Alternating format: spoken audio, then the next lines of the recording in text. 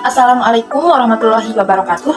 Halo semuanya, perkenalkan saya Mita Oktavina dengan NIM E1C023-198.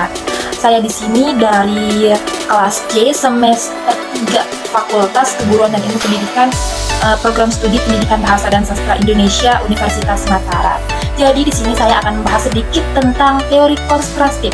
Tanpa membuang-buang waktu lagi, mari kita ke pembahasan yang pertama, yakni dari pengertian analisis kontrastif menurut Jose Daniel Parera. Analisis kontrastif adalah suatu kegiatan yang membandingkan antara bahasa satu dengan bahasa dua yang telah mempunyai tata bahasa standar dan telah disepakati kaidah-kaidahnya. Kemudian ada penerapan teori analisis kontrastif dalam pembelajaran bahasa, yakni ada 4. Yang pertama yakni deskripsi sistem bahasa, mendeskripsikan struktur bahasa pertama dengan bahasa kedua termasuk tata bahasa, kosakata, dan fonologi. Kemudian yang kedua yakni seleksi dan perbandingan, memilih elemen-elemen yang dapat dibandingkan antara bahasa satu dengan bahasa dua serta mengidentifikasi perbedaan yang mungkin menyebabkan kesulitan dalam pembelajaran. Kemudian yang ketiga yakni pengontrasan. Ini adalah membuat peta sistem kebahasaan untuk menyoroti persamaan dan perbedaan antara kedua bahasa yang membantu dalam area yang memerlukan perhatian lebih dalam pengajaran. Kemudian yang keempat yaitu prediksi kesulitan, yakni menggunakan hasil analisis untuk merumuskan prediksi mengenai kesulitan yang mungkin dihadapi oleh pelajar sehingga pengajaran dapat diselesaikan atau disesuaikan dengan mengatasi masalah tersebut. Pendekatan ini tidak hanya membantu dalam proses pengajaran, tapi juga memperkuat pemahaman linguistik secara umum serta memberikan strategi yang lebih efektif dalam mengajar bahasa asing.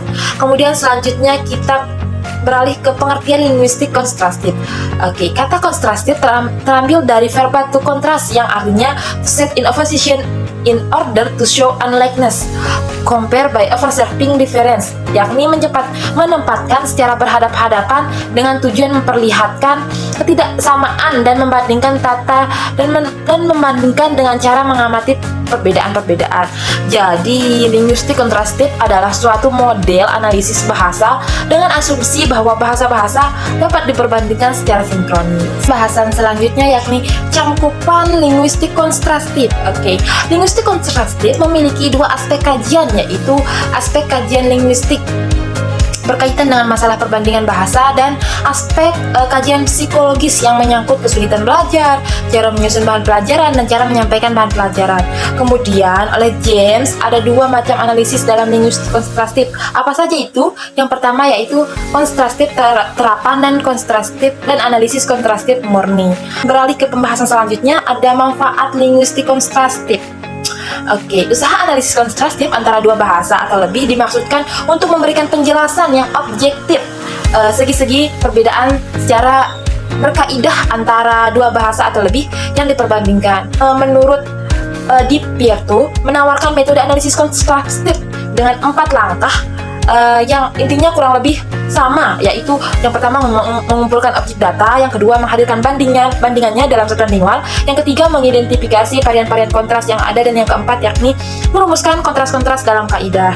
Adapun kritik terhadap analisis kontrastif dikemukakan oleh Sajafara pada tahun 1981. Yang pertama yaitu kegayutannya dalam pembelajaran bahasa, yang kedua strukturalisme dan analisis kontrastif, yang ketiga kekacauan dalam teori tata bahasa, dan yang keempat ada teori dan metodologi analisis kontrastif.